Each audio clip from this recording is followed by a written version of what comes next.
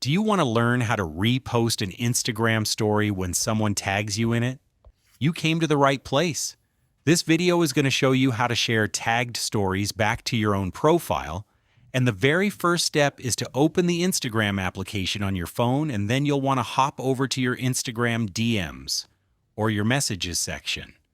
In here, you'll want to open the conversation of the person which has tagged you in that story. And in my case, you can see that the Instagram profile world pictures has tagged me in their story.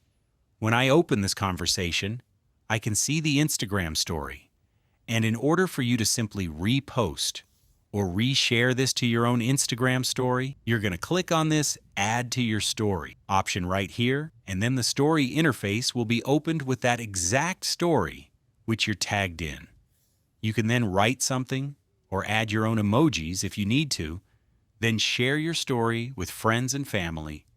Thanks for watching, everyone, and I'll see you soon.